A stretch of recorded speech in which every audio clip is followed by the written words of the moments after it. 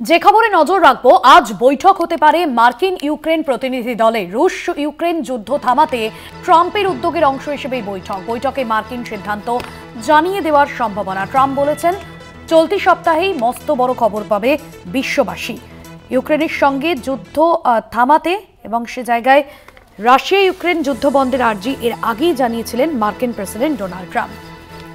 Newsroom থেকে রয়েছেন আমাদের পলিটিক্যাল এডিটর আশিস চট্টোপাধ্যায়। আশিস দা, এর আগেই মার্কিন president Donald Trump Russia Ukraine যুদ্ধ বন্ধের আর্জি জানিয়েছিলেন এবং এরপর ভ্লাদিমির পুতিন তার সঙ্গে বৈঠকের পরে এই বিষয়টা আলোচিত হয়। আজকের যে বৈঠক, সেই বৈঠকে কি কি বিষয় মূলত উঠে আসতে পারে? দেখো, জেলেনস্কির অবস্থা হচ্ছে যে তাকে আমাদের বাংলা ভাষায় বলে না যে থালায় করে ভাত সাজিয়ে দেওয়া হয়েছিল, থালাটা উল্টে মাটিতে ভাত ফেলে তারপর মাটি থেকে ভাত খাওয়া। জেলেনস্কির অবস্থাটা একেবারে সেই রকম। ওকে হোয়াইট হাউসে ডাকা হয়েছিল, যুদ্ধ বন্ধের উদ্যোগ নিয়েছেন ট্রাম্প। ট্রাম্পের কোনো নীতির সমালোচনা বা প্রশংসা করা যেতে পারে, সেটা একদম অন্য কথা, কিন্তু সেখানে গিয়ে ট্রাম্পকে উনি পলিটিক্স বোঝাতে শুরু করলেন এবং তিনি বলতে থাকলেন যে কেন ট্রাম্পের যুদ্ধফুদ্ধ থামানো চেষ্টা করা উচিত নয়, বরং ইউক্রেনকে আরও বেশি বোমা বন্দুক দেওয়া উচিত। এমনই উনি ট্রাম্পের সাথে কথা বললেন এমনভাবেই যাতে করে একটা ঝগড়াঝাটি বাকবিতণ্ডা, ভালো কথায় বললে আমরা ভালো করে খুঁটিয়ে ভিডিও দেখেছি, একে অপরের কনুইতে ধাক্কাও দিয়েছে। এমনই ব্যাপার হলো যে মিটিংটা ভেস্তে গেল এবং উনি ভাবলেন, জেলেনস্কি ভাবলেন যে ইংল্যান্ড, জার্মানি এরা সব টেলিফোনে ভালো ভালো কথা বলছে যে আমরা দেব, আমেরিকা না দিলে কি হবে, কিছু আসে যাবে না। এই বলে তিনি ওয়াশিংটন থেকে লন্ডনে চলে এলেন এবং লন্ডনে কিয়ের স্টারমার সেখানে ভালোভাবেই অভ্যর্থনা করলেন, ভালো ভালো কথাও বললেন, টাকা পয়সা দেব, বোমা বন্দুক দেব। কিন্তু 48 ঘন্টা কাটতে না কাটতেই জেলেনস্কি এটা বুঝলেন যে মার্কিন সাহায্য যদি এক সমুদ্র হয়, ইউরোপীয় সাহায্য এক ঘটি, ওই এক ঘটিতে চিড়ে ভিজবে না।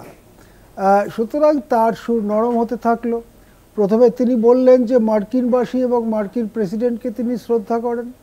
তারপরে তিনি আরও নরম হয়ে প্রকৃতপক্ষে ক্ষমা চাওয়ার কথা বললেন এবং তারপরে এখন যেটা কানাঘুষে শোনা যাচ্ছে, খুব অফিসিয়ালি এটা স্বীকার করা হয়নি, যে একটি চিঠিও পাঠিয়েছেন জেলেনস্কি, প্রায় ক্ষমা চেয়ে চিঠি পাঠিয়েছেন যে আমাদেরকে এই যে আলোচনা, সেই আলোচনার থেকে একেবারে বাইরে বের করে দেবেন না। এই পরিস্থিতিতে সৌদি আরবের রিয়াদে যে আলোচনা চলছিল, রুশ মার্কিন আলোচনা, সেই আলোচনা একটা অগ্রবর্তী ধাপে রয়েছে। সেই আলোচনায় একবারটি ওই ইউক্রেনের প্রতিনিধিদের ডেকে মার্কিন যুক্তরাষ্ট্র কথা বলবেন, এই রকম খবর পাওয়া যাচ্ছে।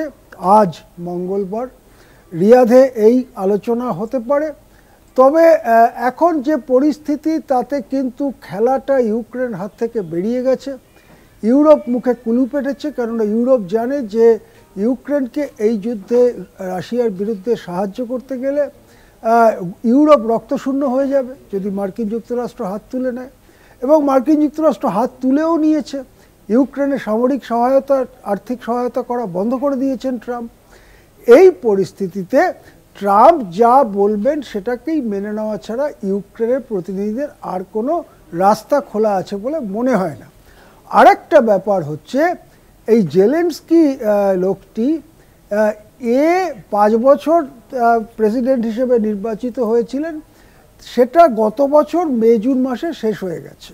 তারপরে নির্বাচন করে নতুন রাষ্ট্রপতি আনার কথা, কিন্তু জেলেনস্কি এই যুদ্ধের সুযোগ নিয়ে গদিতে বসে আছেন, বলছেন যে যুদ্ধ চলছে, এখন কি করে ভোট হবে, সেই কথা বলে তিনি ভোট টোট না করে প্রায় 1 বছর হয়ে গেল তিনি গদিতে বসে আছেন। এদিকে পুতিন বলছেন যে জেলেনস্কি কোনো আইনি রাষ্ট্রপ্রধানই নয়, সুতরাং বেআইনি রাষ্ট্রপ্রধান, যে টার্ম শেষ হওয়ার পরেও জোর করে গদিতে বসে আছে, তার সাথে আমরা কোনো চুক্তি করব না।